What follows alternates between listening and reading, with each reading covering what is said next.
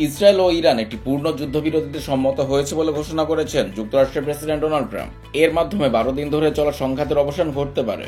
এই সংঘাতে তেহরান ছেড়েছে লাখ লাখ মানুষ এবং মধ্যপ্রাচ্যে আরো বড় যুদ্ধের আশঙ্কা দেখা দিয়েছিল। সোমবার ট্রাম্প তার ট্রুথ সোশ্যাল অ্যাকাউন্টে লেখেন, সবকিছু ঠিকঠাক চললে আমি ইসরায়েল ও ইরান দুই দেশকে অভিনন্দন জানাতে চাই তাদের সাহস, ধৈর্য ও প্রজ্ঞার জন্য। এই যুদ্ধের অবসান ঘটানো উচিত এবং একে 12 দিনের যুদ্ধ বলে ডাকা উচিত।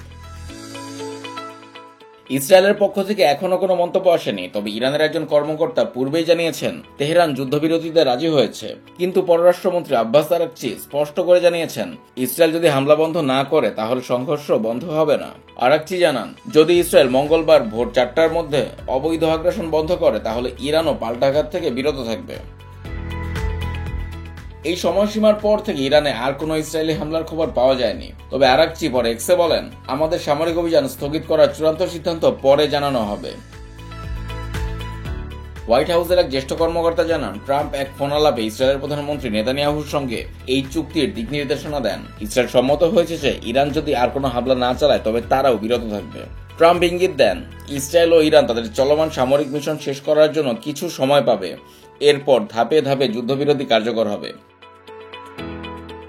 ইরান বরাবরই দাবি করে আসছে তারা পরমাণু অস্ত্র তৈরির কোনো কর্মসূচি চালায়নি। তবে ইরানের সর্বোচ্চ নেতা আয়াতুল্লাহ আলী খামেনি বলেছিলেন, আমরা যদি চাই তাহলে দুনিয়ার কেউ তা ঠেকাতে পারবে না।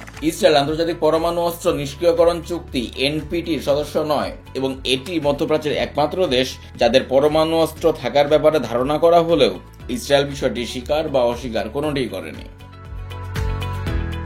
রয়টার্সকে একটি সূত্র জানায়, কাতার প্রধানমন্ত্রী শেখ মোহাম্মদ বিন আব্দুর রহমান আল থানির সঙ্গে এক ফোন আলাপে তেহরান যুদ্ধবিরতিতে সম্মত হয়। মার্কিন ভাইস প্রেসিডেন্ট জেডি ভ্যান্স, পররাষ্ট্রমন্ত্রী মার্কো রুবিও এবং যুক্তরাষ্ট্রের বিশেষ দূত স্টিভ উইটকফ তেহরানের সঙ্গে সরাসরি ও পরোক্ষ যোগাযোগে ছিলেন বলে হোয়াইট হাউস জানায়।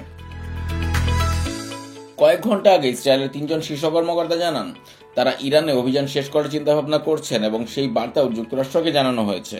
ইসরায়েলের প্রধানমন্ত্রী নেতানিয়াহু সোমবার গভীর রাতে এক মন্ত্রিসভার বৈঠক শেষে মন্ত্রীদের জনসমক্ষে কোনো বক্তব্য না দিতে বলেছেন বলে চ্যানেল 12 জানায়।